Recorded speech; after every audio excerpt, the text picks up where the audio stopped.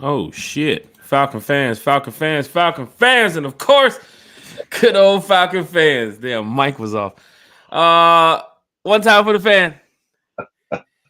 Falcons Friday. Falcon fans talking Falcons football on a Falcons Friday. You already know what it is. You already know what it do. One time for the fan. We back. They're showing it on TV. What was it? We grind, no cap. What is it? What's the Kirk Cousins lyrics? Kirko was saying when they were calling him the culture vulture. We grind, we scrap, we fight, no cap. We walk in your trap and take over your trap. Falcon fans, hit that like, share, and subscribe button. It's going down in a major way. Big Boy is on Good Morning Football. One time for the fan. We are here live. Apple Podcast, Spotify Podcast, Amazon Podcast. Breakfast with One Time for the Fan. I'd love to hear what Big Boy got to say right now. He's rocking the new Falcons Wait, Outcast collection that oh, just dropped. Went crazy okay. in the Falcons merch department.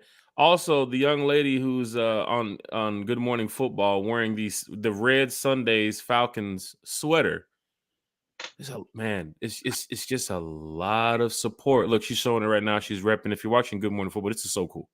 This is so cool, Terry. But back to One Time for the fan.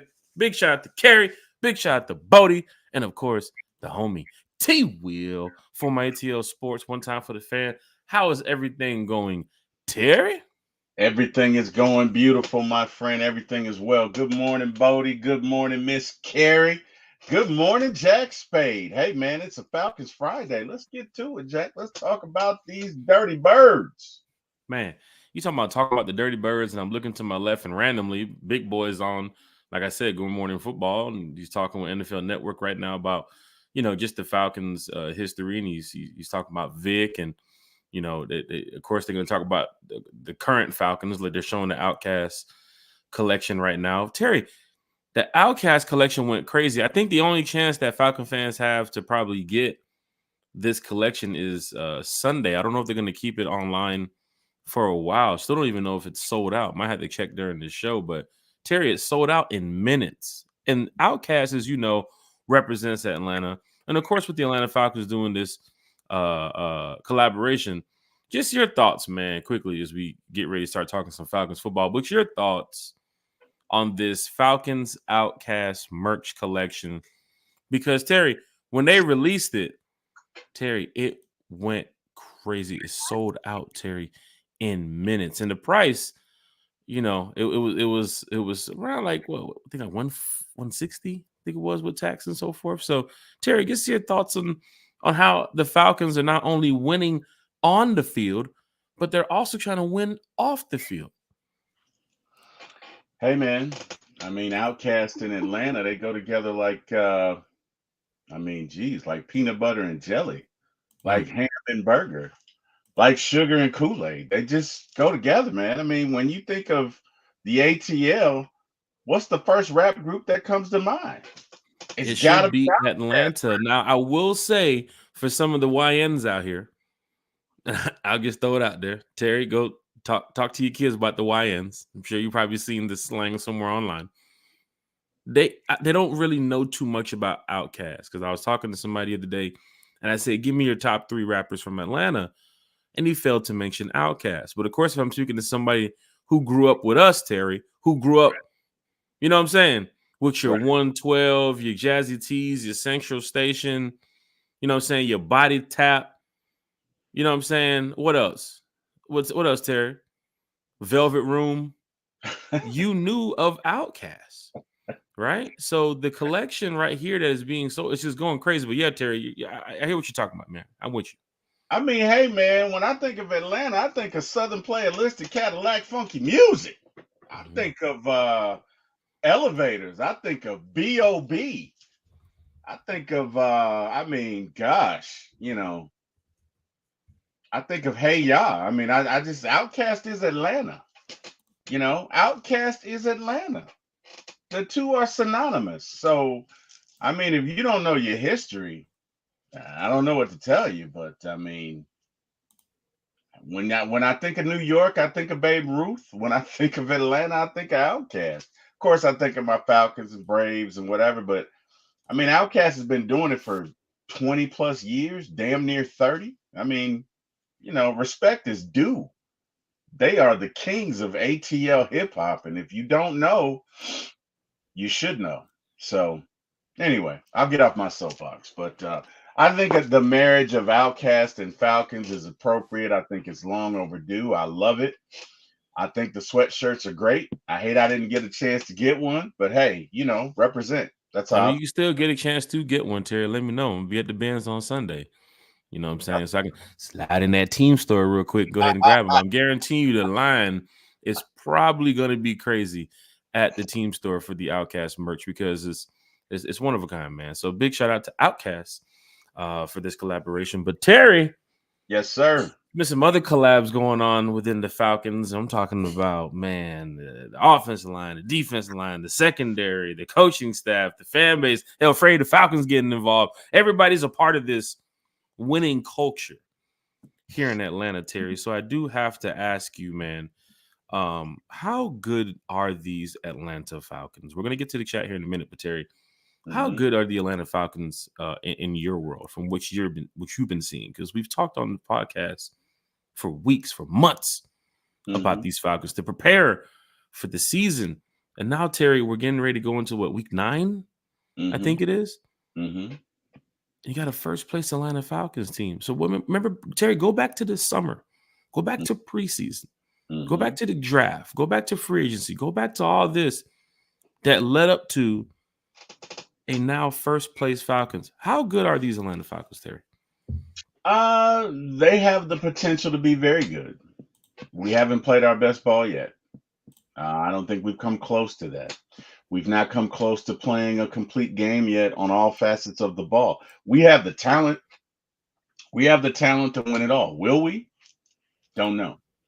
Our offense is clicking. Our defensive strategy is pretty much we're going to give up 14 points in the first half.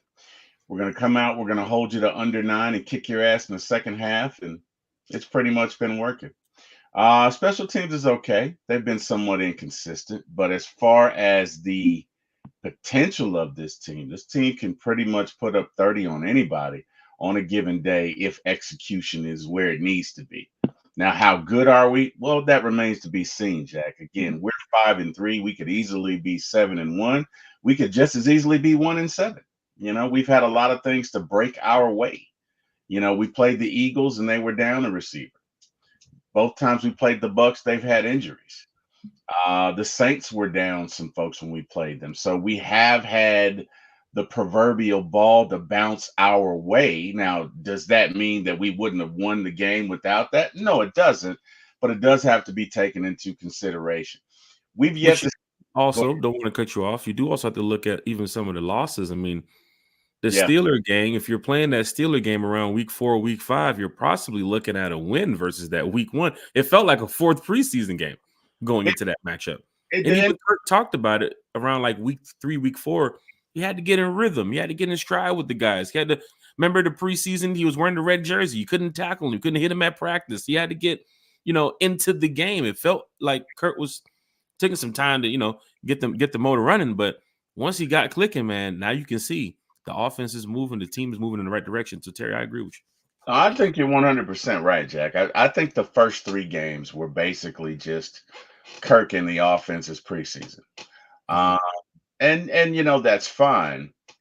But we still have some things to figure out. Again, I think this team has the potential to do the sky's the limit with this team. They can do whatever they want to do if they figure it out, if the fates align, and if we can stay reasonably healthy. You know what I mean? But again, we got some things to figure out. We got to figure out how to stop the run.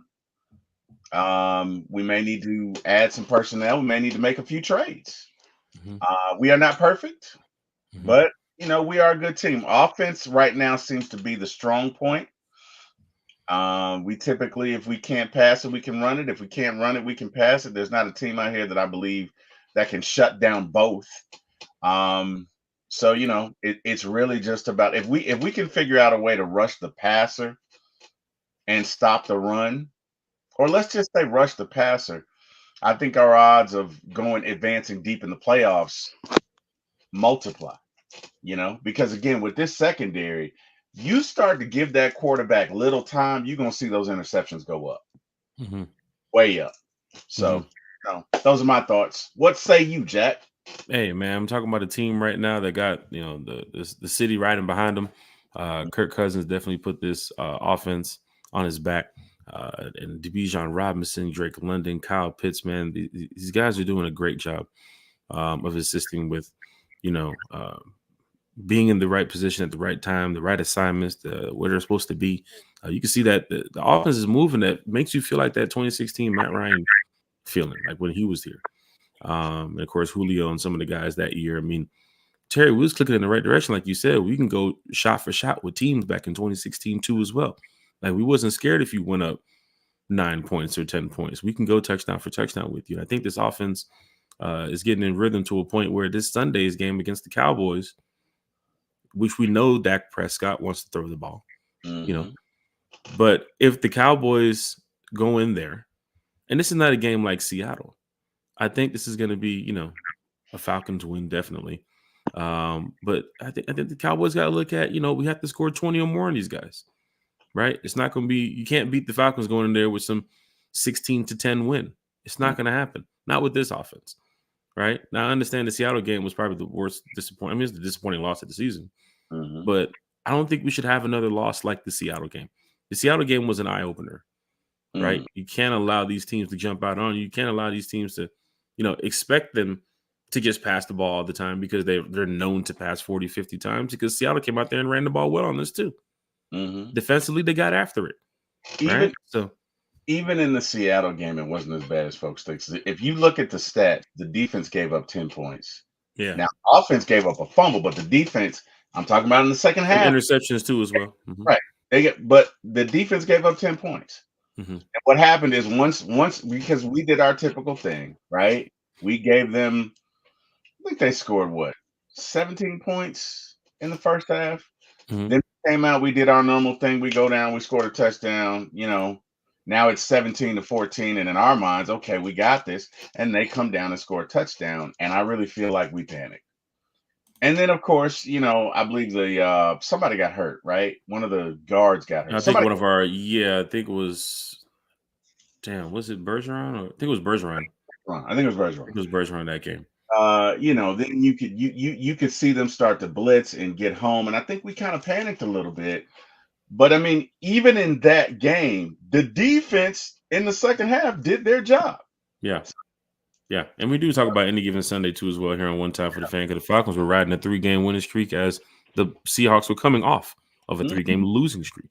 But a losing streak and a losing streak unless you're the Saints. Big shout out to Cherie Burris. That's her name. Big shout out to Carrie. Cherie Burris, the young lady who's rocking the Falcons NFL Sundays gear on it. It just feels good, Terry, to look on NFL Network, to look on these stations and have people talk about the Falcons in just a positive way. Terry, we're winning the hearts of America, who should be America's team right now. Not just playing. But people are really riding with the Falcons, Terry. It's not just us here on the podcast. It's not just Anthony and D in the chat and Lisa Shepard and Terry. There's a lot of people that believe these Falcons are pretty good in Tampa. I was talking with Tampa fans after the game, and I didn't share this the other night on the podcast, but they told me, you guys are pretty good. They told me, some of the fans said they remember that wave when they went to the Super Bowl, right? And during the season, how it felt. They said that with this team, with Kirk Cousins, with Raheem Morris. Now, I ain't talked to the entire Bucs fan base. Right. I talked to a few fans. But when I asked them how good do you think this Falcons team is, their response is, you guys should go pretty far with this team. And that right there makes me feel good, because in the past, I kept hearing, you guys are a quarterback away. You know what I'm saying? So now that we got the quarterback, now that we got the coach, and let's go over Raheem. Raheem won in Tampa, came to Atlanta, almost won in Atlanta, went to LA, won in LA. Now he's back in Atlanta. Terry, there's something going on here. I think we're really cooking and trending in the right direction. Talked about the other day in the power rankings. Damn near every power ranking report has the Falcons trending up. And that's good for people like to do the next gen stat stuff. I mean, it's pretty good. But for us as Falcon fans, Terry, this is some real diehard shit. Our team is really good. And we can go touchdown for touchdown with a lot of these teams. Take the Seattle game out of it. Go against that Chiefs. Look at the Chiefs game. Mm-hmm. We can go shot for shot with some of these teams. And looking at the schedule, even going forward next year, because I think we play the AFC East, we play the Bills. I think we head out west again. I'm not worried. I think we play the NFC North too. I'm not worried about any team we play. Mm-hmm. Now, going down the line, I don't want to just shoot down to December, January, all this shit. Mm-hmm. But if you're going down the line, Terry, and you do end up winning this division, and you do end up getting your home game, because a fan asked me the other day, I'm telling you the truth, a fan asked me the other day, when will we receive our playoff tickets? And I said, for season ticket holders, you should get your email around like early December, because you got to lock in the ticket. Mm-hmm. But Terry, they did that in the past with us the past 2 years when we were, remember, a game and a half away. Remember, we're getting down to the end of the season. We don't know if we can make it. We possibly couldn't make it. Mm-hmm. So the ticketing team has to send the emails out. That's part of their job. You have to send it out because you could make the playoffs. Got to get it out there. It's their job. But Terry, this year, now they're probably doing the emails like, we will probably be in the playoffs. And I'm going to talk about that because I have a stat here. And Anthony, I see your comment. Everybody's in here talking Falcons football. That's the question right now. How good are these Atlanta Falcons? We'll definitely want to ask the chat. So chat, if you're tuning in, if you're listening, if you're watching, go ahead and respond to the chat. How good do you think are these Atlanta Falcons? Terry, I want to go over this little quick chart here. This is the probability of NFL teams to make the playoffs. Right here from Tyler M. Webb of Sleeper. Now, of course, the Carolina Panthers probably won't be making the playoffs. I would agree with that. You can agree with that? I would agree with that, 100%. I mean, it's a 1% chance that they're going to make the playoffs. That means Bryce Young now has to go on this amazing run, 10, 11 games to make the playoffs. It's not going to happen. Bryce is the quarterback again? I believe so. I think Andy Dalton it's a thumb or a knee or something. Can't remember what it is. That poor kid. Poor kid. That's tough, Terry. You didn't have to do it like that, Terry. Yeah, I don't even know if he's in the league next year. Sheesh. It's interesting because somebody was talking about that on either ESPN or the NFL Network, and they said that with a lot of these quarterbacks, you might have one or two that hit, but so many of them bust. And they're gone in 3-4 years. You know what I mean? And I guess they were talking about the fact that Bryce got benched and Anthony, what's his name from the Colts? Anthony Richardson. Yeah. Did you see what he did? I mean, he took a play off. He was definitely running around a lot of those first two plays. And he took a hit too as well. But no, he said he tapped his helmet. And when they interviewed him, he said, I was tired. That's why I came out on third down. You can't do that. Yeah. You can't let me tell you something. Donovan McNabb in the 2004 Super Bowl was visibly tired. He was exhausted. As a matter of fact, if you look at some of T.O.'s interviews, he blames Donovan for the fact that they didn't score in certain positions because he just wasn't conditioned. You could see he was tired, but even he didn't come out, and he knew not to even answer that question with I was tired. You know what I mean? I'm not harping on it, but that's the dumbest thing you can say in an interview. Mm-hmm. That is dumb.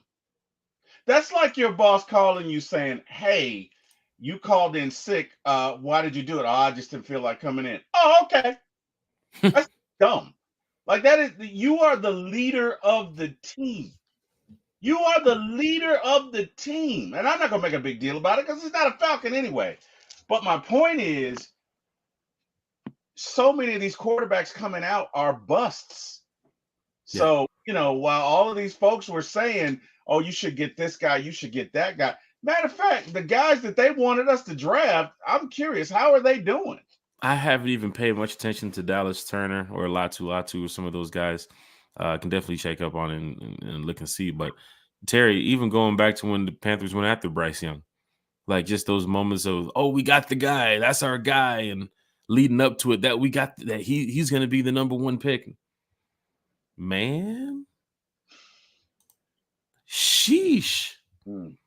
It's tough to see now. I'm glad we dodged that. But DSGB Hall, good morning, one timers. DSGB, what's up, man? How you doing? West Coast Falcons crew checking in. But Terry, just to go over this, probability of teams to make the playoffs. Mm-hmm. You agree the Panthers probably won't be making the playoffs, right?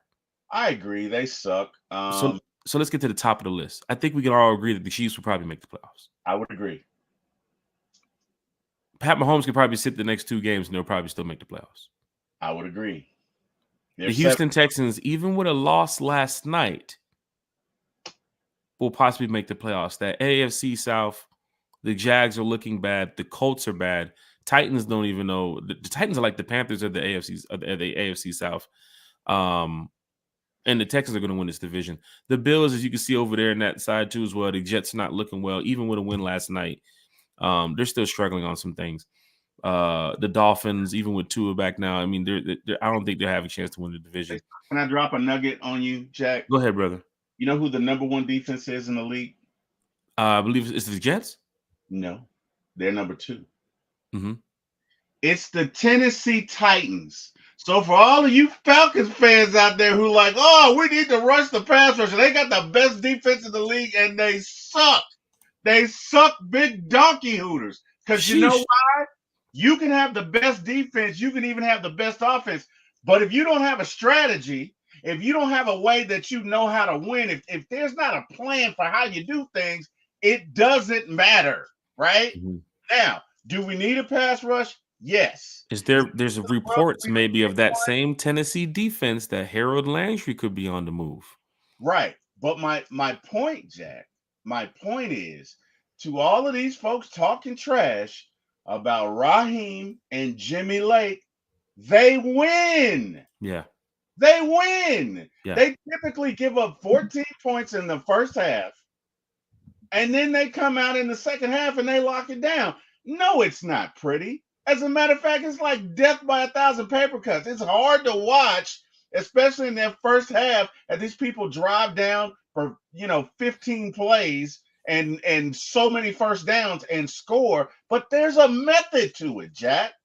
There's a method to it. That's what I've been arguing with everybody on my podcast, specifically with C-Dub, Ron, and Ladarius, because they're all like, oh, we need a pass rush. And I'm saying, guys, we're winning. We're winning, right? The Titans have the best defense in the league. What's the Titans' record? What are they, 2-6? I think they're 2. Yeah, I think they're 1-6 or 2. Yeah, let me go take it right. They suck. They're right down there with the Saints. Same record. They're pretty bad, right? But they got the number 1 defense in the league. They rush the pass rusher great, right? That's what I'm talking about when I talk about numbers devoid of context, Jack. Right? Because if you just look at numbers, that's what Jimmy Lake means when he's talking about, I don't care about stats, because he understands they got a strategy. And their strategy is in the first half, guess what? You might score. It's going to take you 15 damn plays, right? Then we're going to come down. Jimmy Lake, who we don't talk about often here on the channel, he also mentioned in the presser recently that they're going to get back in those meeting rooms. They're going to get back on the practice field, and they're going to work to get better. That's all you can do. But there are some Falcon fans that have pointed out, and agree or disagree, Terry, this is your final shot Sunday to see if you have to go make a move or not. Because the what's the fucking thing? Terry, come on, man. The trade deadline November 5th. is next week, Wednesday. Yeah. So you go into this game now and get Jets last night coming away with 8 sacks on CJ Stroud. Mm-hmm. Mm-hmm. The Jets have more sacks than the Falcons right now. I mean, in the Falcons, what are the Jets? 3 and 6 right now? 3 and 5? Yeah. So for Falcon fans, if you go into this game Sunday and Judon comes away with 4 sacks, Grady gets 2, or Ebiketie gets 2 and Judon gets 3, come away with a 5-6 sack game, that might be the oh, we was on the practice field, we was in the meeting rooms getting the job done. Mm-hmm. So now they might not make the move for a pass rusher. I know we are still banged up too as well. Looking to hear the final full participation of practice today. Justin Simmons, Caden Ellis, they should be good to go for Sunday. Of course, Chris Lindstrom was out there too as well at practice, so he was back. It's good to see him. Our center's back. Huh? Our center was cleared for practice. Dahlman and Anderson were both cleared too as well. So I don't know if they're going to be playing Sunday, but they were limited. But I know the Cowboys, they are banged up too as well with Trayvon Diggs from what they were reporting. We'll find out today. And Michael Parsons don't look like he's a go Sunday. Right.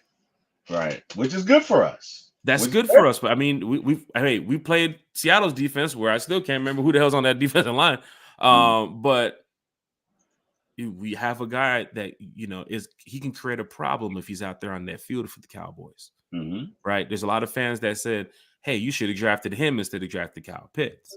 Mm-hmm. Right. So now Sunday, you got a guy who he probably gonna be podcasting from the hotel, probably doing like us. He might meet us at the trap after, Terry.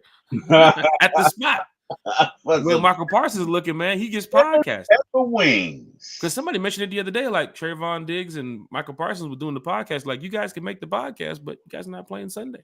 Isn't Trayvon out is he out for the year? I don't know if he's out for the year. Let me look this up. Diggs? I think Stephon Diggs, his brother's out. His brother's out for the year. Out for the year. Yeah. But Terry, looking at this, this possibility of who could make the playoffs here, just off of the these Vegas percentages, Terry, the Falcons at 79%. Terry, do you believe this report? I mean, the Jets last night, you heard Aaron Rodgers after the game. This win probably helped their season and gave them a chance to possibly make a run to try to get back into the it saved their to the top of the leaderboard there. It saved their season. It saved their season. It really did. And they have the ability to go on a run because they have a great defense. And really, all they need on the offense, if you score 20 points for them, you're usually good. So they have. You beat a 6-2 Houston team. You did. Even with that stupid mistake with that kid dropping the ball, I'm so sick of that. But you overcame it. You won. Good for you. The Falcons don't necessarily have an easy road to go. So we got the Cowboys this week and the Saints next week. And we really have a chance to gain on the Bucks because they got the Chiefs and they got a difficult game after that. I forget. Yeah, we're going to get to the NFL schedule here in just a minute. Let's catch up with the chat because the chat is live. Chat is lit. One time for the fan, from the fan, for the fan. T-Will, quickly, how is everything going with for my ATL Sports over there? Because I know you guys have a lot going on. Quickly, if you want to just plug what you have coming up so Falcon fans can know, hey, when One Time for the Fans not live, we have other podcasts going on too as well. Big shout out to all the content creators out here in the community doing their thing. I think everybody's out here, creating these waves and getting everybody on with not only the Falcons winning on the field, but what we're saying off the field. But Terry, how's everything going for my ATL Sport? It's going great, Zach, and thank you for the shameless plug. I appreciate that. As a matter of fact, tonight we will be having a show starting at probably 7 p.m. tonight. And guess what, folks? We're going to have the trial of Jimmy Lake. That's right. We're going to put Jimmy's calls and the actions and everything that's happened on trial tonight. So if you want to see that, tune in to For My ATL Sports 1 on YouTube. That's the number 4, My ATL Sports 1 on YouTube. Please like, share, and subscribe. We'd love to see you there. Let me. Deshaun's in the chat. You said, "What's up, one timers?" Terry? Who's your X factor for Sunday? Let's go ahead and make some waffles real quick, man. It's breakfast with One Time for the Fan. Who's your X factor player for Sunday, man? X factor for me has got to be Bijan and/or Tyler Algier because the Cowboys' run defense sucks. So hey, we should get out there and run the ball. That does two things. That keeps that high-powered Cowboys offense off the field. And we win the time of possession battle, and usually when we do that, we win the game. So for me, what's key is being able to run the ball using that outside stretch zone, getting to where we need to get to. Let's limit the penalties. Let's hold on to the ball, which we've been doing a pretty good job of. And let's see if we can't get at least 2 turnovers for them. Those are my X factors. What about you, Jack? What say you? I'm gonna have to agree with Bijan Robinson and Tyler Algier, man, because the Falcons have been doing pretty decent. The past couple of weeks running the ball, was splitting carries between these two and getting them some touches. But like you said, the run defense of the Cowboys is not that well. The secondary too, as well. The Cowboys can get picked apart pretty easy. One thing you do have to watch for is, of course, Dak with extending the play and CD Lamb.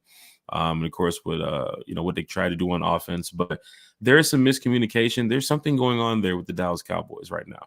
Oh yeah, and you can clearly see it. I don't know if it's coming from just Jerry Jones or it's coming from the from the organization, the staff, the coaching staff, or the players, or it's definitely not the fans. But I can tell you right now that team it just looks unprepared this season, right? I'm not worried about this game. So X factors on offense, I have to go with the run game with Bijan and Tyler. Kirk Cousins have been picking apart zone defenses all seasons. Kirktober, as we get into Kirk November, I guess. I don't know what to do. Kirkvember, I guess. I don't know.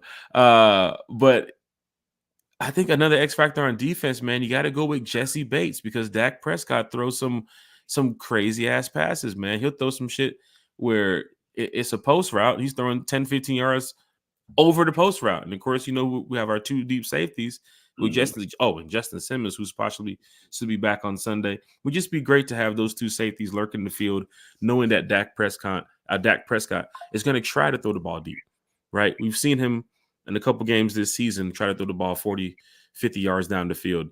These are the 2 safeties you would want Dak to try it on, right? Because they're just so well sound. They communicate well. Their chemistry is there. And even for Richie Grant, when he was out there playing with Jesse Bates on Sunday, I saw him make some pretty big plays, and he stepped up in a major way. So big shout out to Richie Grant. But you have, Terry, a defense, a secondary that you can trust. I think this defensive line should get after it this Sunday against the Cowboys too as well. Dak's been sacked a few times this season, so this is an opportunity, for the Falcons defense to get after it. Offense, Bijan, Tyler, and Kyle Pitts. Got to say Kyle Pitts, man. Got to eat on that secondary this season, and it's a home game. Kyle Pitts, big game against the Bucs the other day. But on defense, Justin Simmons and Jesse Bates. Those are my 2 X factors. Chris is in the chat. She said, yeah, Outcast was the How about D for well? Ludicrous. I can go on and on. See you guys late. Got to go. Hey, T. Will and Jack. Good morning. Rise up. Man, the Falcons do a good job of working with, hip-hop artists around the city. They've worked with Ludacris in the past. They did their 50 years of hip-hop last year where they brought out all the artists. I mean, Atlanta is just Atlanta. We influence everything, and the Falcons are making that a part of, their football culture too as well. Even out there at training camp, like you can hear them playing, the swag surfing and the type of music that, fans love to listen to. So big shout out to the Falcons. It's not a boring environment when you walk into the Benz either. Nando Barrington, he said, I think that we can go 12-5 winning this year's Super Bowl, but this defense family, I just got many of defense play calling questions, but do you guys think that this could be accomplished? Playoffs, yes. And once you make playoffs, you punch your ticket to that road to success. So once you reach the playoffs, any one of those teams has the opportunity to make the Super Bowl. There are people right now, and this is the funny thing about life and how we can talk about this. We're in November. It's November 1st. It's the first of the month. Big shout out to Bone Thugs. But there are some teams right now, we just talked about it. The Jets fans were preying on a win last night. Mm-hmm. Not just because the team is bad, but because they need a win to stay alive. Yeah. To do what? Yeah. To try to what, Terry? Make the playoffs. Absolutely. To do what? To try to go win a Super Bowl. Right. The Texans are 6-3 now, looking like, damn, we got to get back to it. We can't allow this to happen. We just lost to the 2-6 Jets. How? We could have put their season away right there. We could have sent some of the players early to Cancun, which is why when we go over the NFL schedule in a minute, it's very big that the Falcons get these wins because you should have beat the Steelers if that was a game like around week 4, week 5. You put the Falcons against the Steelers right now, that's a dub. That's a dub. But you should beat the Steelers. But minus that call with the referees in that Chiefs game, you should have beat the Chiefs. Yeah, I'll give you that. I'll give you the Chiefs. Steelers. Seattle got after us, but the other two teams, you should have beat. No, we should have beat Seattle. Steelers would probably give us a good run. Mm-hmm. It's interesting. I think Dak and CeeDee Lamb are beefing. Because I've watched something's going on there. You see a lot of those clips that they're showing the Instagram. They're looking at each other after the interceptions and can't convert on third downs. And I'm sure they're definitely frustrated. All was good at one point, but as you can see now, things are not looking so well. No, they had problems in that marriage because I saw a game with them where they were really. I think it was a Sunday night game, but they were beefing with each other. Yeah, it was visible. You could see it. It was after Dak threw an interception. He put his head down, and CD said something to him. I saw that part. Yeah. And I think that's been going on. So again, hopefully we can take advantage of that. Again, we've been very fortunate this year. We've been very fortunate. Now we've played some good games. I don't want to take anything away, but fortune has smiled upon us because again, we don't have to face Micah Parsons. Tell you something, Micah Parsons is Mama. There goes that man again. He's a game changer. Mama, there go that man again. Yeah. Mama, here he come. Yeah. Lord Jesus. And it's good to hear, the Falcons defensive coordinator is talking about preparing for if he's there and if he's not there. Yeah. Because that's what you want. Because randomly, if you hear, now he's updated from not playing or questionable to, he's out there limited at practice today for the last day. Like, wait, Parsons is what the hell? Fans don't want to see that. Fans want to see this guy on the sideline in a hoodie with his podcast. Amen. With the Jesus chains. Hey, got a question. What's up, man? I saw this in an interview, right, with Gerald McCoy. And it just, what brought it to my mind was Raheem said that, our pass rushers do really great in practice. Or I'm paraphrasing, but something to that effect, right? And I watch a lot of reels and a lot of clips, especially on football, especially on the NFC South, with existing players and former players. Anyway, Gerald McCoy happened to be on this one. And he said that when he practiced his technique, not for the guy that he was going up against in practice. He said, because why? I see this guy every day. He said he practiced his technique for who he was going to face on Sundays. He would look at the film, check out the offensive lineman's tendencies. What's his weakness? Is it the swim move? I've heard that from Von Miller too as well, watching the footing of tackles and guards. Right. And it made me think about that because you know what? Guess what? If you're facing, I don't know, Trent Williams or a great offensive lineman and he has certain tendencies, I agree with Gerald McCoy. You need to practice for that, right? You need to, just like if you're going up against what's his name out of Washington, who can scramble and throw the ball. You got to practice with a fast quarterback, or Jaden Daniels or whatever. You got to practice with a fast quarterback, right? You got to prepare for that. You can't prepare for Jaden Daniels like you prepare for Kirk. You get what I'm saying? So think about that. What are your thoughts on that, Jack? No, you're definitely right because I'd love to see. I'm sure the Falcons do that. I mean, we don't hear much about it. Right, we always hear the Falcons had a good practice, but I'm sure Arnold Ebiketie over there working on his swim move and working on his technique. But remember that year we had Vic Beasley and Dwight Freeney, right? Remember how much Dwight Freeney taught Vic Beasley about what he learned in the game? And of course, Dwight Freeney, everybody knows who Dwight Freeney is. Just the impact that he made there too as well. That's why I think Judon does come in because he's made an impact as a pass rusher. And I think he can help Arnold Ebiketie. He can help D'Angelo Malone. He can help some of these younger guys. The problem is he himself even hasn't got to the quarterback. But he made a post on Instagram the other day. It's gonna work out. He knows the sacks are gonna come. It's just not hitting there yet. But hearing Von Miller when he used to talk about preparing for a game and looking at the offensive tackle, and if the left foot was back, he knew it was a run play. Right, and if the right foot was forward, he knew it was a pass play, so he knew how to work a certain technique off of this tackle. And I'm sure, with the intelligence of a lot of these players on the Falcons, because they're in first place. I mean, they're communicating on a lot of good levels right now. Where you saw it the other day when AJ was talking to Jesse. 2 seconds later, it's a pick for AJ because they're communicating on so different levels. So I'm sure Arnold Bacady and D'Angelo, Western Kentucky sack leader, who I'm hoping they can unleash for a couple games because we need some sacks. I mean, you got Western Kentucky's sack leader over here. Put him in the game and let's see what he can do. You need some sacks. But let's talk about D'Angelo for a second. Debo's cool as hell, man. But just to look at this team and to think that, they're in practice just doing the same old bull rush technique.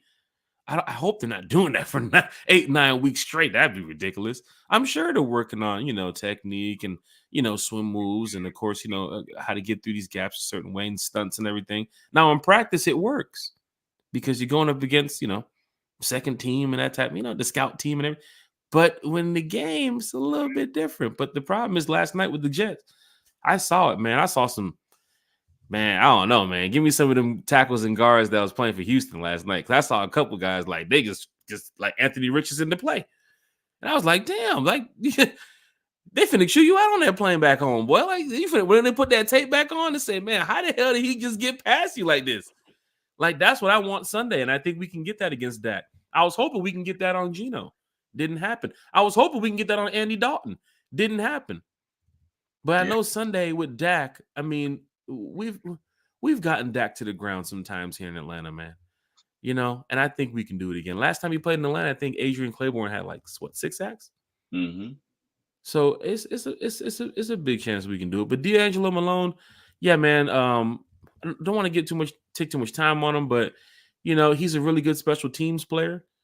And there's no bashing, but of course it's a business in the NFL. Will he be here next year? I don't know. We haven't got a chance to see him on the team, but I know special teams makes a difference. You see where Hodge has taken himself through special teams. He's been on some teams in the league. His special teams has now raised him to be where he's at on the field, where he scored the game-winning touchdown against the Bucs because Drake went out the game. And they trusted in Hodge. They didn't go to Ray.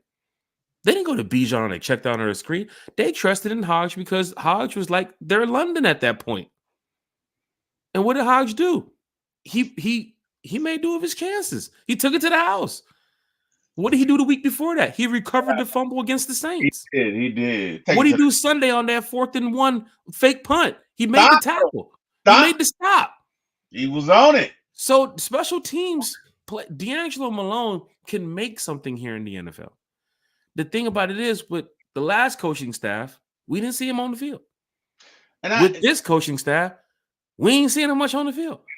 I don't know. I'm not the coach. I just want to see D'Angelo in a game where it's like 3rd and 2 or 2nd and 7. And it's like, oh shit, Debo out there? Oh shit. Is he bad against the run? Like, I just want to know, right? I just want to know. Give me a drone and put me over there by Flowery Branch. I'll tell you. It's just like Antoine Smith. Every time this dude touched the ball back in the day, he scored. They didn't want to play him. Yeah. And my brother and I, we still talk about this day. Like, why didn't they play him? Yeah. Antoine Smith was magic. He was. I mean, bro, you give him the ball. And he was quick. You couldn't stop him. And if he can't block, fine. I just would like to know why you play him more. And again, I'm not saying that D'Angelo Malone has the rushing prowess that is equivalent to Antoine Smith's ability to navigate traffic. But we've heard so much about him. We've never seen him on the field. What gives? And I just want to know. And big shout out to Mama Malone. Big shout out to Pooh. Big shout out to Ash. Big shout out to Eb. Yeah. Big shout out to the Malone family. You know what I'm saying? I was with them Sunday. You know what I'm saying? Well, not the Bucs game, at the last home game, the Seattle game. Yeah. Really cool family, man. From Atlanta. And it was a tough break for Justin Schaefer, his cousin, too, as well. But this is the NFL. It's like a next man up business. Right now, I think with the injuries we do have to our linebackers, it's possible that we may see some D'Angelo Malone this season if he's not a part of anything during this trade deadline. I hope it doesn't happen. I mean, I've known him for a couple of years since he's been here, but I know the NFL is a business too as well. It is. But Not about it. I just want to see him get some time on the field. You know, fans are asking, like, remember when we asked for Rook and Dorless? Like, you guys going to put him on the field? But also, I think the Falcons are still banking on Braylon Trice for next year. As good as this team is right now, you got Trice coming back, right? So it's like Judon with his situation, James Smith-Williams, you know, he was somewhat of a game wrecker in Washington with Allen and Payne. But over here, I mean, what think he has like what, half a sack, one sack? Good point you just made. You know, that good point you just made. I mean, I don't even think you realize how great that point was. But so many people do not take into account when you sign these guys, who did they play next to? Right? Yeah. Because your point, what circumstances you were put under, man. She said, you got to get in context. If you're playing next to two monsters, yeah, you're gonna get some sacks. You're gonna benefit that, right? So, I mean, it's a good point. But hey, man, look. Hopefully, we can get 2-3 sacks.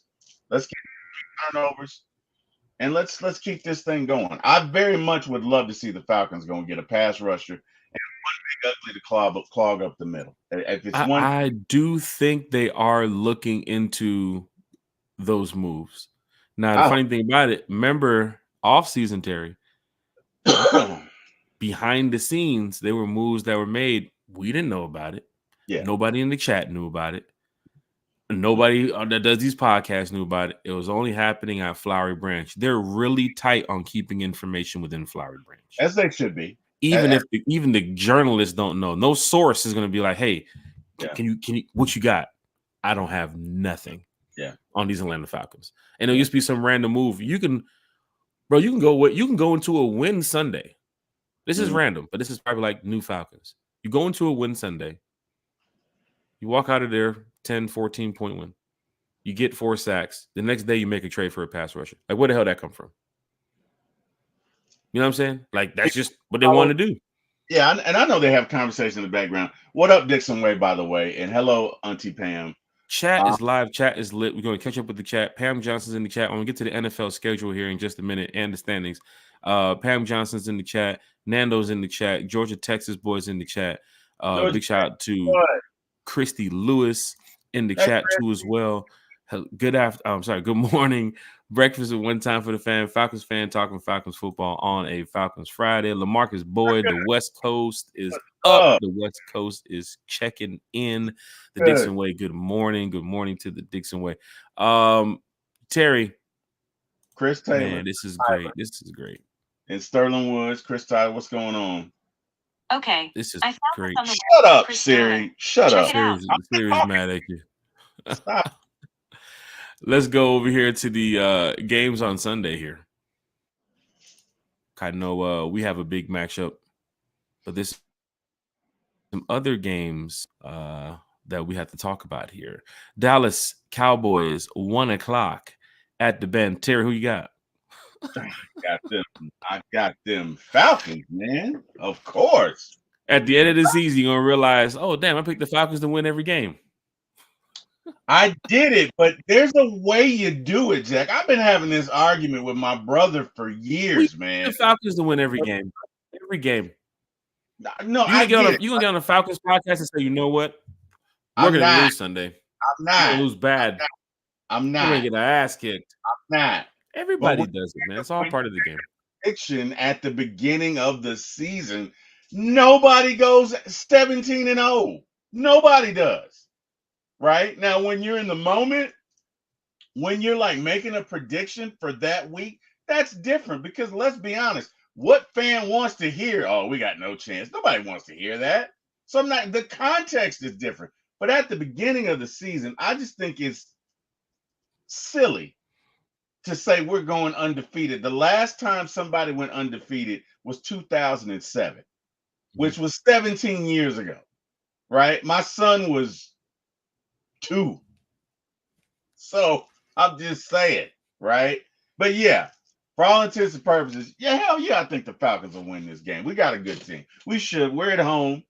We're going to get the Cowboys best, but if we come out and run the ball like I think we should and have the ability to, let's get a couple turnovers. We should be okay. Who else are we looking at? Sterling Woods, do we get Calais Campbell in a trade? Hey man, let me tell you something. Calais was cool when he was here. I ain't got no problem with it. But you know, when Raheem got here, they communicated with Calais about staying here. And I think if Calais would have been here now, we wouldn't have just 6 sacks on the year. We'd probably be around like 10, 12 or so. Because Calais even for his age, he still brings that dominant presence of you got to watch this guy being on the field. That dude's a giant, man. And you saw it last year too as well at his age. So do I think we can get Calais Campbell in a trade? It would be weird to have him come back now after we, could have kept him in the offseason. But I'm on to a different pass rusher. Give me Trey Hendrickson, right? Hell, fans were talking about Max Crosby. Give me the Max Crosby. Give me the Myles Garrett. Even if they go spend a 6 and go get Harold Landry, yeah, I see where the Falcons are going with this. He does beef up the D-line too as well, Chris Tyler. That's a good point out. It's what the Falcons want to do. For me, I have no problem with it. Do I think we make the trade for Calais Campbell? For me, for one time for the fan, for Jack Spade, no. That's what I'm thinking. Good idea. That's what I'm saying. Don't knock me for it. I'm not Raheem. Yeah. I'm not Jimmy Lake. I'm not Terry. So I think not this Terry, but no, Terry's second cousin, third neighbor, uncle's brother, auntie's kinfolk. Wow. I think it's a great idea, Jack, because it does plug up the run game. And lest we not forget, everybody's running the ball on us. So you really kill 2 birds with 1 stone. But he's probably playing for the rest of the season. That's a guy where you can get Trey Hendrickson here next year if you make that trade. Injury prone. Trey Hendrickson is injury prone, right? Well, even some of the names from the list that we mentioned before, even the names that you mentioned on your channel too as well. Calais Campbell wasn't on that list. At the end of the season, you now have to go to Calais and say, what are you turning 39? Bro, our window is 2 years right now, bro. I can't make the trade for Calais on a 2-year window if that's the chance. What I'm saying is, I think between Drake, Tyler, and Kyle Pitts, 2 of them in 2026 are going to be free agents, and one of them, I can't remember who is going to be 2027 is going. We're not signing all of them, so our window realistically is 2 years, right? You worry about next year. You worry about next year. If you can go and get, and the reason I feel so strongly is, great if you go and get a pass rusher, but you also can't stop the run. So you go, and I'm not saying you can't make a combination of moves, right? Plus, if you go and get Myles Garrett, you got to do 16 what do you call it? You got to work some deals, man. You got to do 16 restructures, right? So there's that. You can go and get one of these big name pieces, but you probably can only get one because of the work that you'd have to do for your salary cap. But if you can get a guy making less money, like I don't know that Calais is making all that much money. You get a Calais, you get an Azeez Ojulari, I think that gives you 2 pieces. Mm-hmm. I mean, hey, if you can get Myles Garrett, cool. But number 1, what do you have to give up? And number 2, who do you have to restructure? And number 3, who you got to let go of next year? There's a lot of fans speaking about, who could be out the door. Cool thing about it is trade deadline happens on our podcast, our Hate the Saints Wednesday night podcast next week. Starts at 9 p.m. Our new Wednesday night time slot, 9 p.m. We're going to get some special guests in here to come in here and hate the Saints because we all hate the Saints. And of course, the following day, you definitely want to be following the IG, the One Time for the Fan IG, because good old One Time for the Fan will be down in Nolans, down in the Bayou. So you definitely want to follow the IG to find out what's going on there. You saw what happened in Tampa with, the party we had Saturday night and hanging out with the Falcon fans and the RISEUP Tour fan club. And, of course, the field access before the game, got a chance to chop it up with Raheem and some of the players and some of the coaches. So it's right there on the IG, but I usually post it to the story. I don't put it on. People ask me, why don't you just post it and put it on your IG wall? No, I don't want to do that. You got to check the My Story. Terry, you know about the My Story. You got to check the story because it's only up there for 24 hours. That's the cool part. There's a lot of people who can't check this. They can't go to the game. They can't make it to New Orleans, and they want to see what's going on. We're going to show you what's going on. Of course, there's some events with the RISEUP Tour fan club next week, and New Orleans just brings a vibe, right? New Orleans is just a vibe. I'm talking about from the moment you get off that exit and you see that Roger Goodell. Every time I look at the screen and I see that Falcons sweater, just makes me feel good about being a Falcons fan. But you get off that exit over there by Canal Street, you see that Roger Goodell mural with that clown nose, and you know that you're down here in enemy territory. But only on Sunday, because what people don't realize about New Orleans is they don't have like this rivalry on Thursday, Friday, Saturday. It's only during the game, bro. When you go to New Orleans on Thursday, you're going to party. You know what I'm saying? You're going to eat good. You're going to drink good. You're going to gamble. You're going to go back to your hotel. You're going to wake up the next day. You're going to do some sightseeing. You're going to do this shit all over. But I don't have no problems in New Orleans. And I've read some comments about, people asking about what's going on in New Orleans. I've never been there and I want to go. And it's a good time. Now, we'll say that it's gotten a little bit expensive over the past couple of years because, what I've paid for a hotel, even with my points in New Orleans, is a little bit different now. But the team sucks, but the city is still a vibe. French Quarter is the vibe. I don't know what's going on downtown New Orleans. I don't care what's going on downtown New Orleans. I'm in the French Quarter. You feel what I'm saying? I'm over there where the Falcon fans are at, where all the fans at, where the vibes are at. And apparently, Terry, next week, check that IG now, Alabama plays LSU and LSU Saturday night. What? So there's going to be a shit ton of LSU and Bama fans in the French Quarter next week. Who knows how many of them could be Falcon fans that's going to try to attend to go to the game on that Sunday, right? Well, but I'm just letting you know that it's going to be a vibe next week, Wednesday. Got some special guests stopping by. We're going to talk about Falcons Saints, and we're going to get to this NFL schedule here in a minute here too as well, Terry, because the Falcons play the Dallas Cowboys on Sunday. You have the New Orleans Saints playing the Carolina Panthers on Sunday too as well. Terry, if the Panthers some way, somehow come away with a win, I mean, tell me if I'm wrong. That will put the Saints at 2-7. 7-game losing streak. And they play the Falcons next week in New Orleans. The Falcons go down there and win this game. You are pretty much eliminating the Saints from any type of playoff talk. Love it. Am I right or wrong here? Because at 2-8, I don't think you're gonna come back and win the division or make the playoffs. At that point, it's over at that point. I mean, look at all the records around you in the standings.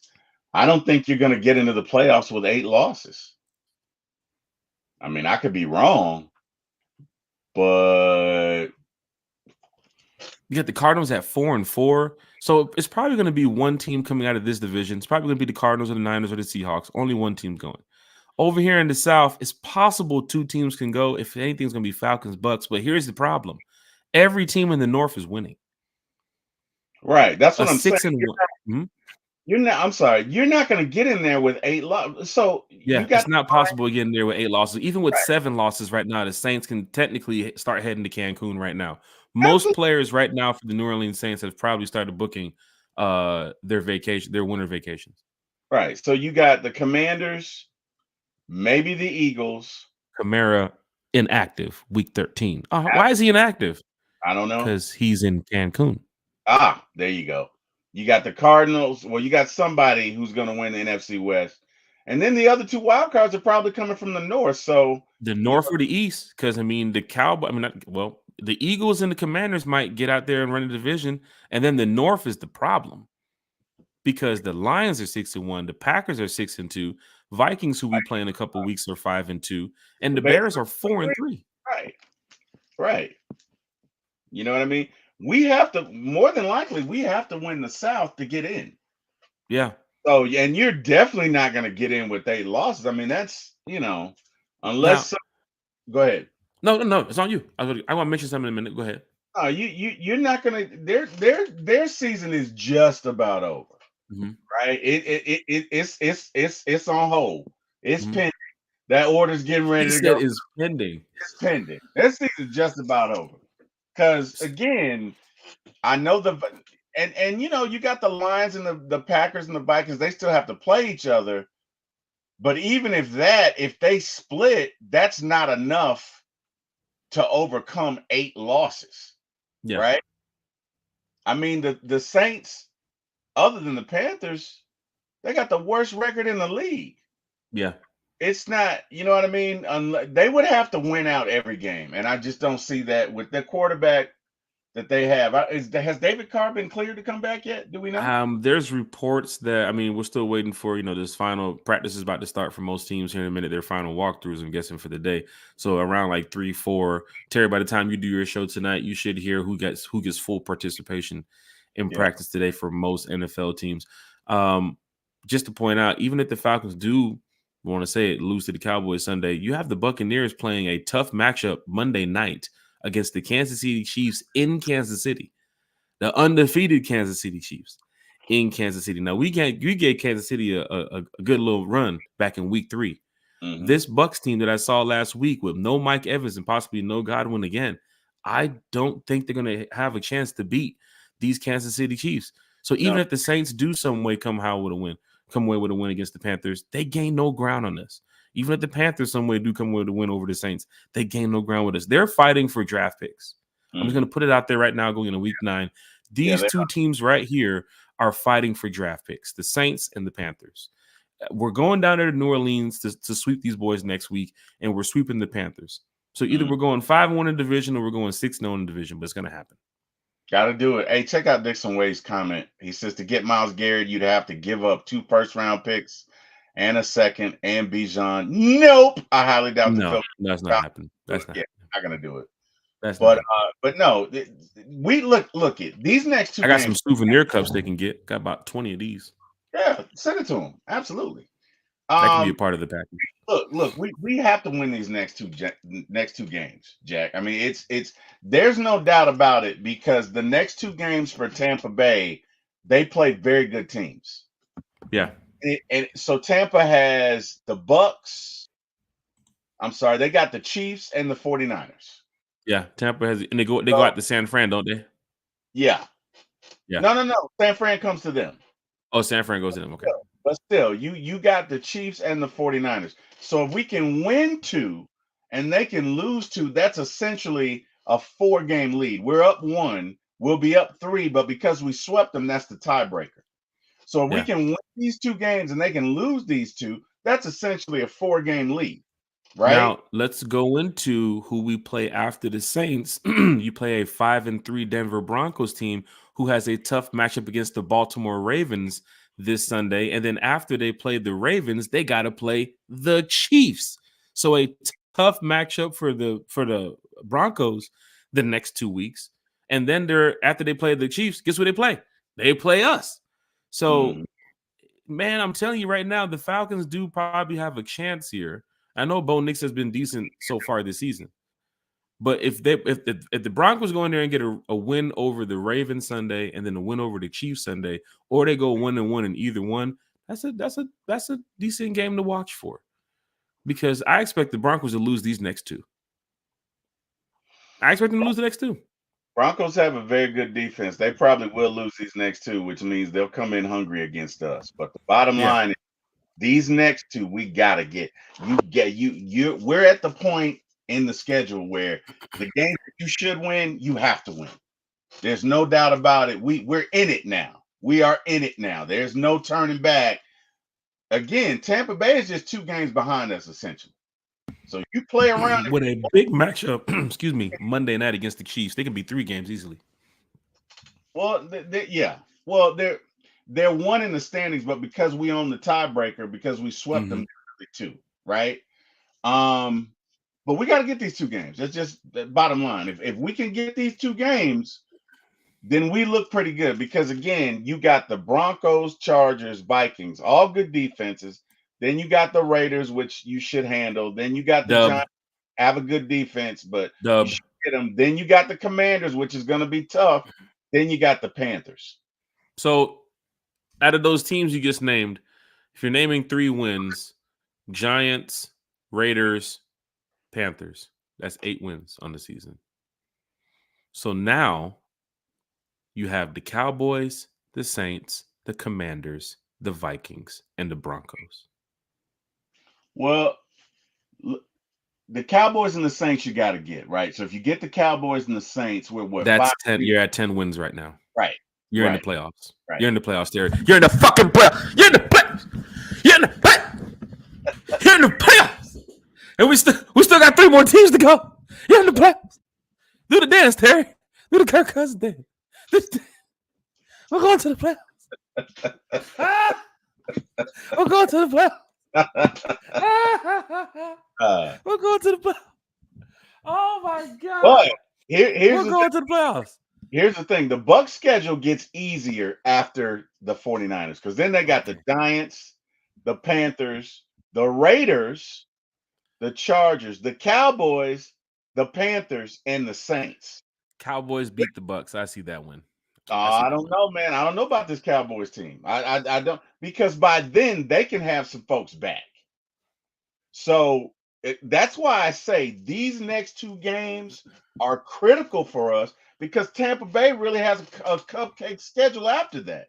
So if we can build up a 4-game lead, I feel a lot better about it than I do if they pretty much stay with us. We got to take care of business, right? A 4-game lead means what to Raheem? What did he say before at the beginning of the season? Outrun the South. Outrun the South. Yeah. And with a 4-game lead going into what game we're talking about, Terry? Late November, early December. What are we talking about? When you talking a 4-game lead by when? Middle December? Before Christmas, right? Well, you to have 2 games after Christmas. Here's the thing: if they lose these next 2 games and we win these next 2 games, we will essentially have a 4-game lead. We'll be 3 games up in the standings, but we swept them, so it's really 4. If we finish equal with them, they're done. We swept them because it goes division, then conference. I'm sorry, it goes record, right? Then division, then conference. So if we finish 11-5 or 11-6, and they finish 11-6, it's going to be us because we swept them. But the games you got to win, like this is it for us. This is the part. If we're in a race, right, we're approaching a downward slope. They're going up the hill. We got to gain speed on this downward slope. So by the next time we hit a hill, we're so far ahead of them, they can't catch us. Yeah. Falcon fans, hit that like, hit that share, hit that subscribe button. Falcon fans talking Falcons football on a Falcons Friday. Jay Black, he said Chiefs are due for a loss soon. That is true, but let's hope they win Monday night because not that soon. But after technically, after they beat the Bucs, they can do whatever they want to do. We'll see them in the Super Bowl. But Falcon fans, you definitely got to hit that like, share, and subscribe button, man. That's what it's all about here when we talk Falcons football. And this is a big game for our Falcons against the Cowboys. Tickets are still, let me go see. Terry, let me go check Ticketmaster and see what we're looking at. Because there's some fans that was like, check them out. Trying to get in the Benz Sunday, man. I'm trying to be a part of that. All right, let's go see. Let's go see what we got here. See how y'all gonna get in there. That's Falcons Cowboys. They just sent it to me. Let's see what we got here. Ticketmaster say, "You want some more tickets, guy? You buying for more Falcons, family?" Let's see. 2 tickets, cheapest ones. Subtotal $340. But the checkout price, let's see how much we got in there.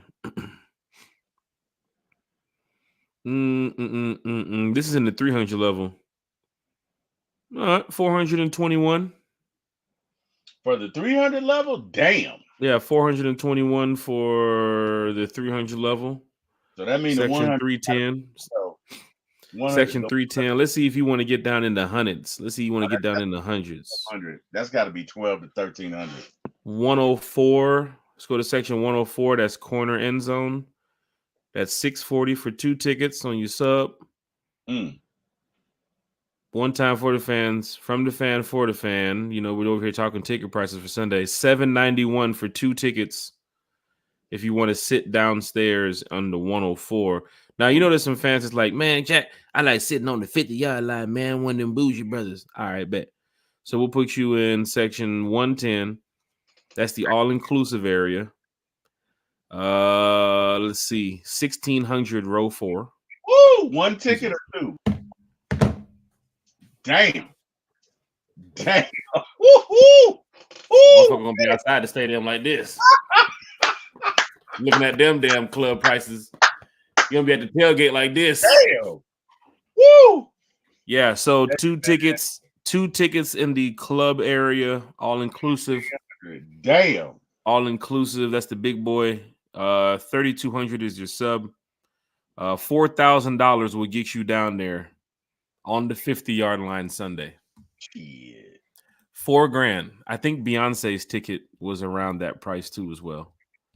Damn. In that area. So $4,000 Falcon fans to get on down there to watch the Falcons in the club area. So it's around like 2-4. So, you know, Falcon fans, hit that like, hit that share, hit that subscribe button. It's going down in a major way. We're going to be back, man. I'm guessing, let's see here. Sunday night, I should be good. If we don't do the podcast at 8, Terry, of course, you know, after this Falcons win, it's going to be a big win with the Cowboys fans. So it's like, oh, we finna get toe up. You know, want to just schedule it for Monday, Jack? I'm going to do my best to say yes Monday night. Yeah. But let's just try to still shoot for Sunday nights at 8. Because that's always the best time. But Falcon fans, if you follow the YouTube page, if you follow the Facebook page, if you follow the Twitter page, then you'll be able to see, you know, all of our updates and information, notifications, and that type of stuff. So Pamela Johnson said 300 level is the best seat in the house. Big shout out to Pam Johnson here in the chat, talking Falcons football with us. Georgia, Texas boy out here pulling out the stats. It's great when the chat is over there checking stats and checking out everything that's going on around the league. Georgia Texas boy said we only face 3 more teams with losing records: the Saints, the Panthers, and the Raiders. Now, that is that's good to hear, because those next 3 wins could be, 3 of those teams could get you at 8 wins. Now, the other 2 is where you plug in how you're going to beat the Vikings, how you're going to beat the Broncos. Who else? Oh, no, wait. You forgot the Giants, too. Yeah, the Giants. No, we included the Giants. But, yeah, he said Saints, Panthers, and Raiders. No, he forgot the Giants right here. We said we only face 3 more teams with losing records. You're right. So that can technically be your 9 wins. And then, we called it before the season started. I see us getting more than 10 wins. Pam Johnson said, how much is standing room only? I haven't even seen any standing room only tickets for the Falcons Cowboys game Sunday. Let me see. Standing room only, they usually are around like what, 150 or so? Where is the standing rooms? The SROs, as they call them. I like helping fans out. We're over here checking tickets, man. We're trying to make sure fans can get into Benz. This fans are going to listen to this podcast and say, hey, you know what? I might have a chance to get in there. Standing room only, I don't see them. I don't see them on here. Nope. Usually they have them on here. Let me see. Nope. But it's probably on a different site. Anthony's in the chat said, you get one of them tickets, you don't even be able to pay your damn rent coming up or your mortgage for that month. Big shout out to Anthony in the chat. Ticket prices are expensive now. I saw a post the other day where fans were saying, why the hell these damn Falcon Cowboy tickets so expensive, man? Fan was just going in. I had to reply, well, same thing I said on the podcast. Remember when we were losing and tickets were $30? Mm-hmm. and you didn't want to go in there, I don't want to go in there and see this losing ass team. Go in there and see them lose. I don't want to go in there and spend no $10 for no martyr and no $20 on no chicken tender. Right. To see them Fact lose. that can feed the family afford to see them Same lose. lame ass plays. I don't want to do that. I want a winner. Well, guess what? You get a winner, you get winning prices, buddy. They better win. Once they win, I'll go.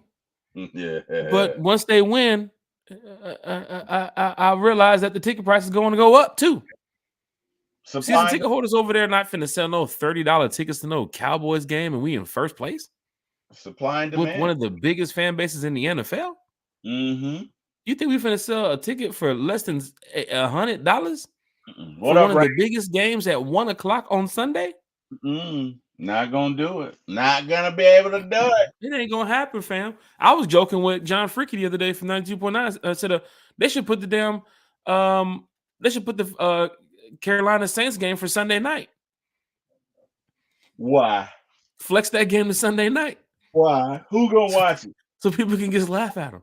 Gonna watch. Like this is some embarrassing ass football. Nobody want to see that, man. I'm just saying, man. Raymond Collins is in the chat. That'd be the worst Sunday night game ever. Hey, it's going down. P-Dub just sent me a chat. He said, hold up. He said, oh, come on, iPhone. He said, oh, man. He said, so you calling me out on one time for the fan when we need to improve our pass rush? Yes, I am, C-Dub. Yes, I am, damn it. Yes, I hope you heard the whole podcast, too. I hope you heard my entire speech on context and defense and why we're winning. And you'll get more of that tonight at the trial. Okay? So tune in, guys. 7 o'clock, the trial of Jimmy Lake. It should be fun.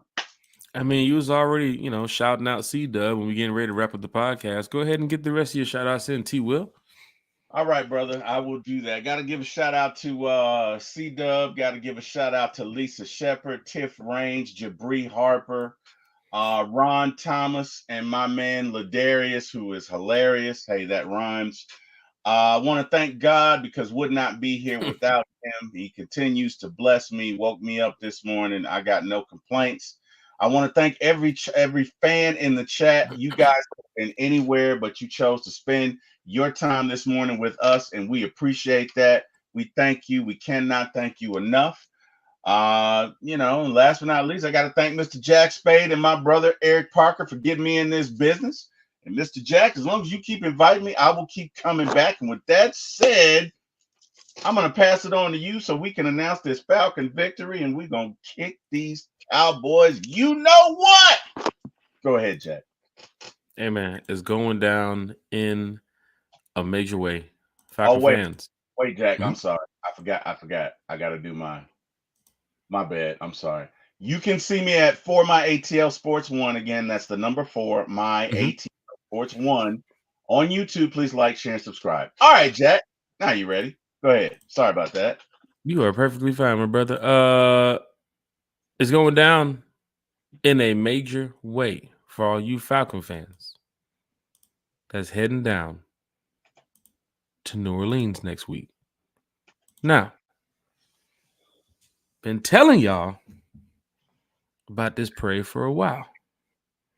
Make sure you have your Falcon gear, your Falcon flags, your Falcon signs, whatever you want to bring to this parade.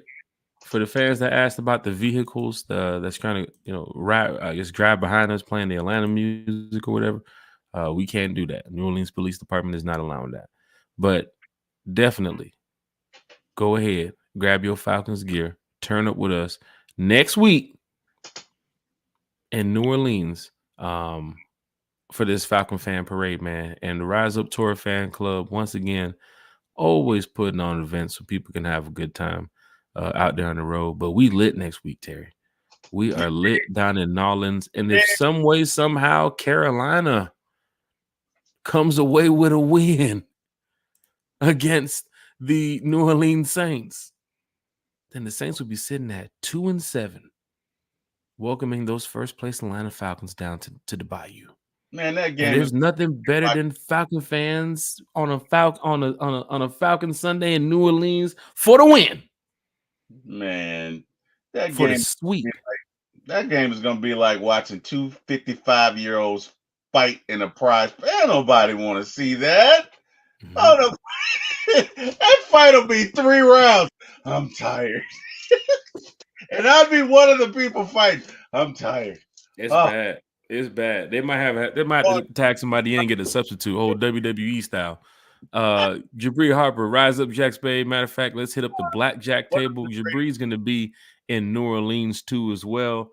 A lot of Falcon fans are heading down to New Orleans, for the Falcons Saints game next week. So tell your Falcons friends, tag your Falcons family about the parade. Starts at 2 p.m. If you're feeling generous and you want to donate to the cause too as well, you can go ahead and do that right over here. I believe there is a couple of gift cards that's available. I don't know if it's one or two. I think it's like a $300-$400 gift card that's available too as well for whoever wins that raffle. And of course, if you want to scan the donate right here, man, it's right on the screen. Falcon fans, hit that like. Falcon fans, hit that share. And Falcon fans, hit that subscribe button. But yeah, Terry, next week it's going down in New Orleans. And it's always a good feeling being down there. Like I said, man, the food is good. The vibe is great. You're out there, man. Shit, last time I came in, man, like probably 3-4 in the morning. We're still walking down Bourbon Street, heading down to the casino, and there's fans everywhere. Like this is 3-4 in the morning. Like they really don't close, because when you think they're closing, they're just preparing for the morning because they open so early. You know what I'm saying? So it's like, damn, that store closed, that place closed, that place closed. But literally in 2 hours, it's like they're right back open again. Yeah. So it's like New Orleans is like kind of like a city that never sleeps. I mean, if you don't want to go to the hotel, you can go to the casino. You know what I'm saying? The casino is right there on the riverfront, and it's a quick walk. Like there's no need to jump in no Uber or get on those bike rides, those bike, you know what I'm saying? You got to do that. It's a quick walk right around the corner. Jabri went out there for his first time last year. He said New Orleans is just different out there. But big shout out to Jabri, big shout out to all the Falcon fans, big shout out to Terry, big shout out to Carrie, big shout out to Bodie, big shout out to everybody repping the Atlanta Falcons. Pam Johnson's in the chat. She said, tune in to all female Falcon podcast, Lady Bird, AFN on Tuesdays at 8 p.m. on YouTube. McAtee, Christy, Asia, Whitney, yours truly, Auntie Pam. Man, I've seen Auntie Pam for quite some time now on the road at home games. Auntie Pam is still same old Auntie Pam. Still same diehard Atlanta Falcon Auntie Pam. Bijan. As Auntie Pam would say last year at the draft, where we knew it was Bijan at that moment, and Pam's been calling it since before doggone Bijan was even out of that Texas uniform. So big shout out to Auntie Pam. Falcon fans, big shout out to you all. Rise up to our fan club. Keep doing what you do. Y'all making a lot of noise out here in these streets, man, and it's really because of the fans out here, man. Next week, we're back on the road again in New Orleans, and we got Denver to follow that, Minnesota, and some more cities. So thank y'all. Terry, this has been great, man. Y'all have a great show tonight. What's up? Dixon Way. Dixon Way says it's the Jimmys and Joes and the X's and O's in his opinion. So it's the players and the coaches. It's what Dixon Way saying. I'm sorry. I just felt the need to point that out. So man, call it out, man. Big shout out to the Dixon Way too as well. Another content creator who we've chopped it up with a few times here, not only on this channel, but been on panels with Dixon Way, and of course talked to him too as well in person. So it's great when you can take it from the podcast to the streets in Atlanta. You know what I'm saying? So that's cool, man. Chris Tyler said, one time for the fan, rise up. Thanks for the content. Let's go Falcons. Handle your business. Hey, Chris Tyler, man, it's just about talking Falcons football. This is an open platform. Everybody can come, talk about the wins, the losses, the ups and downs. But Chris, we're going to win together. We're going to lose together, but we damn sure going to beat these Cowboys together. Raymond Collins in the chat. He said, D-line time. Flip that switch on. It's great to see the comments from the fans in the chat, because there's so many positive Falcon fans here. Big shouts out to the Dixon Way also from Jabri Harper. Terry, I will see you soon, my brother. Rise up. One time for the fan, from the fan, for the fan.